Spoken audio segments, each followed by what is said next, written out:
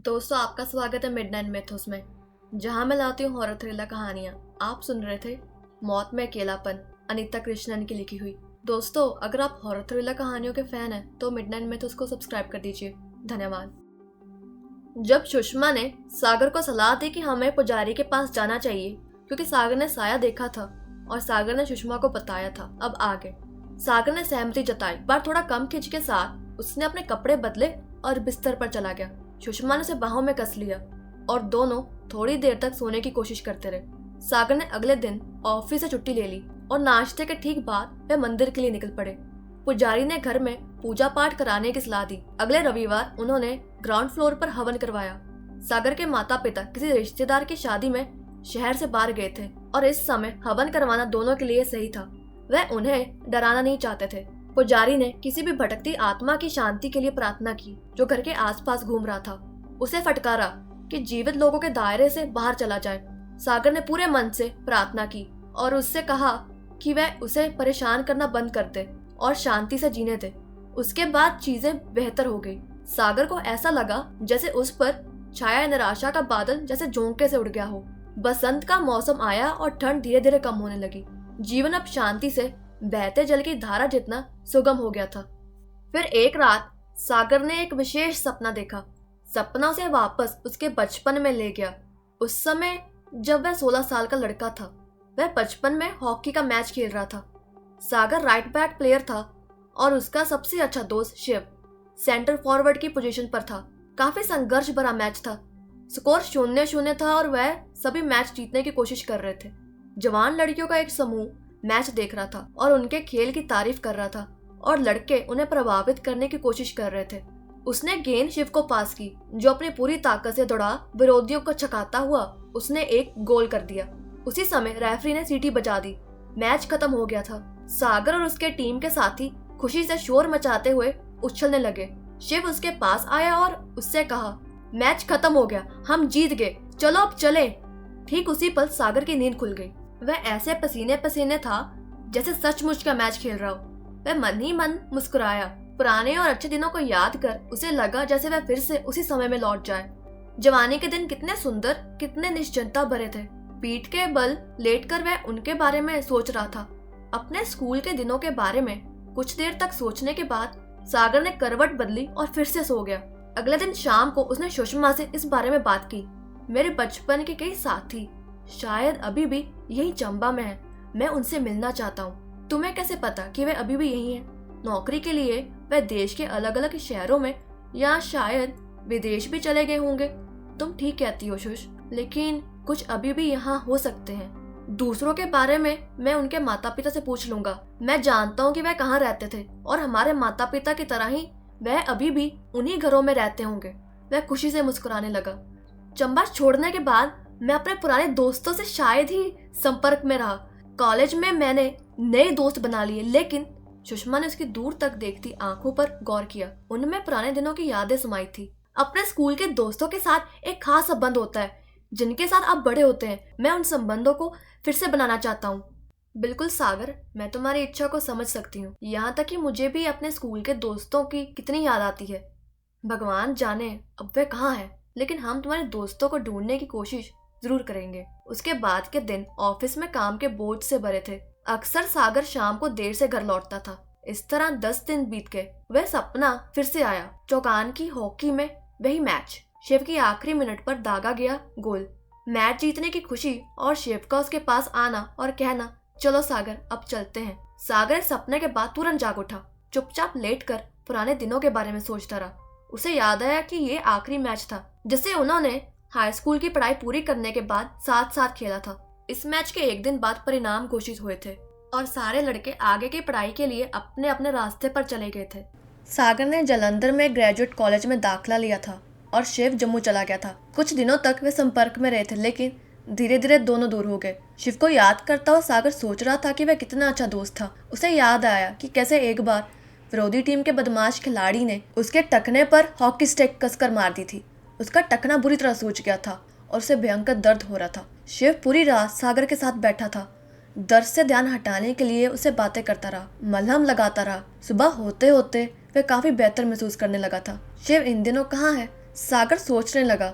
उसके माता पिता अखंड चंडी पैलेस के पीछे सपरी मोहल्ले में रहा करते थे। शायद वे अभी भी वहीं रहते हों। वे उनसे जाकर मिलेगा और शिव कहाँ है ये भी पता लगाएगा। अब तक तो उसकी शादी हो चुकी होगी और वे कहीं काम कर रहा होगा। अगले शनिवार की शाम सागर और सुषमा शिव के माता पिता से मिलने गए। उनका घर ढूंढने में सागर को कोई मुश्किल नहीं हुई। भले ही वे वहां लगभग 15 साल बाद जा रहा था। एक बूढ़े व्यक्ति ने दरवाजा खोला और उस दंपति को खड़ा होकर देखने लगा। आंखों पर जोर डालकर उन्हें पहचानने का प्रयास करने लगा। जी, आपको किससे मिलना है? असल में मैं शिव से मिलने आया हूँ। मैं उसका पुराना दोस्त हूँ। हम स्कूल में साथ पढ़ते थे।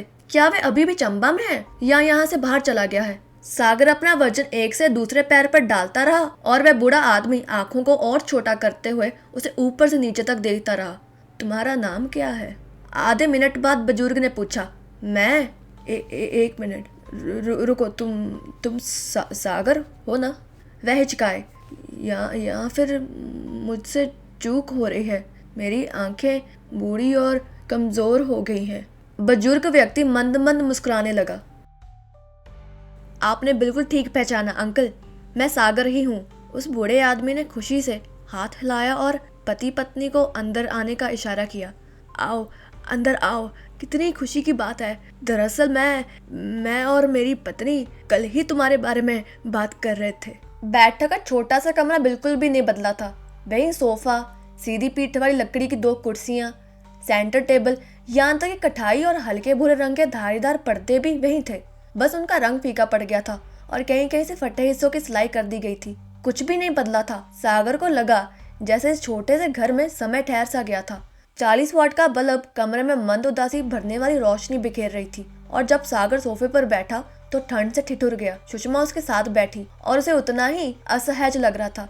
सफेद बालों वाली एक बूढ़ी महिला जो उम्र के कारण झुक गई थी, मेहमानों का स्वागत करने के लिए कमरे में आई। कौन है ये जवान लोग? उसने पूछा और प्रतीक्षा करने लगी कि उसके पति दोनों से उसका परिचय करवाएंगे। सागर, याद है तुम्हें? शिव का दोस्त। देखो अब कितना बदल गया है। हे ईश्वर, शिव का दोस्त सागर। बूढ़ी महिला सागर को गले लगाने के लिए तुरंत उसके पास आई। उसने उसे अपनी बाहों में इतना कसकर जकड़ा कि सागर का दम घुटने लगा। फिर वह उसके कंधे पर झूल गई और उसे फूट फूट कर रोने लगी। उसके कंधे सिसकियों और उसके होठों से निकलने वाली रुलाई से हिल रहे थे। सुषमा और सागर उसके इस व्यवहार से हैरान थे। वह बुजुर्ग व्यक्ति ने अपनी आंखें कसकर बंद कर ली। आंसू की 2 बूंदें उनसे निकल गई, जिन्हें अपनी हथेली के पिछले हिस्से से उन्होंने पोंछ लिया। कुछ देर बाद वे खड़े हुए, सोफे के पास गए और प्यार से अपनी पत्नी को ले जाकर एक कुर्सी पर बैठा दिया। बेटा, उसके व्यवहार का बुरा मत मानना। ये बुरी तरह टूट गई है जब से इसने अपना इकलौता बच्चा हमारे शिव को खो दिया है। क्या? सागर लगभग अपनी सीट से उछल पड़ा। हाँ बेटा, एक बस दुर्घटना में हमने शिव को गवा दिया। अब तो लगभग 1 साल हो गया है। हे भगवान, मुझे इसके बारे में कुछ भी मालूम नहीं था। उस दुर्घटना की खबर सभी राष्ट्रीय और स्थानीय अखबारों में छपी थी। उस हादसे में 10 लोगों की मौत हो गई थी। हमारा शिव उन्हीं 10 बदकिस्मतों में से एक था। मुझे लगता है मैंने उस दुर्घटना के बारे में पढ़ा था, लेकिन मुझे कोई अंदाज़ा नहीं था कि शिव की माँ ने गहरी सांस ली। उन्होंने बोलना शुरू किया तो उनका गला रूंध रहा था। 2 हफ्ते के लिए हमसे मिलने आया था। हमने एक प्यारी सी लड़की से उसकी शादी तय की थी। उसने 2 महीने बाद सगाई के लिए फिर से आने का वादा किया था, लेकिन किस्मत को कुछ और ही मंजूर था। आंसू उनके गालों से लगातार बह रहे थे। वह बस जिससे वह अपनी नौकरी पर लौट रहा था 200 फीट गहरी खाई में गिर गई। दर्दनाक उनके होठों से बाहर निकल गई। सागर सुन रह गया। उसकी समझ में नहीं आ रहा था कि बेचारे माँ बाप को कैसे संभाले। वह जिस कष्ट से गुजर रहे थे उसकी वह कल्पना भी नहीं कर सकता था, और उस हादसे के बारे में पता तक नहीं था जिसने उनके जीवन को तहस नहस कर दिया था। उसे उन्हें संभालने के लिए पहले ही आना चाहिए था। हम दोनों भी मर ही चुके हैं भीतर से। शिव के पिता ने दुख से अपनी पत्नी की ओर देखते हुए कहा, तुमसे कितना जुड़ा हुआ था सागर? शिव की माँ ने सुबकते हुए कहा, साल भर पहले यही समय रहा होगा जब हम डलहौजी में एक पारिवारिक शादी में शामिल हुए थे। किसी ने शिव से पूछा कि इकलौती संतान होने की वजह से उसे अकेलापन महसूस नहीं होता। एक पल पूछे बिना तुरंत उसने कहा था, मेरा एक भाई है सागर, तुम्हें अकेला कैसे हो सकता हूँ। सागर की आंखों में आंसू भर गए। उसे अंदाजा नहीं था कि शिव के मन में उसके प्रति कितना गहरा लगाव था। हाँ, शिव एक खास दोस्त था, लेकिन उससे अधिक और कुछ नहीं।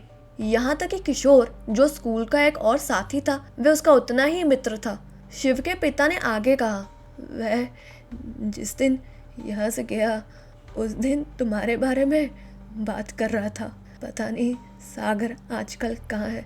उसने कहा था, मुझे उसकी बहुत याद आती है। हम जब से अलग हुए हैं तब से मुझे उसके जैसा दोस्त नहीं मिला, लेकिन मैं उसके माता पिता से मिलने जाऊंगा और उसके बारे में पता करूंगा। वह जहाँ भी छुपा होगा उसे ढूंढ निकालूंगा। उसे मेरी शादी में आना ही होगा। दोस्तों, आप सुन रहे थे मौत में अकेलापन, अनीता कृष्णन की लिखी हुई। ये कहानी का आपको अगला भाग जल्द सुनने को मिलेगा। धन्यवाद।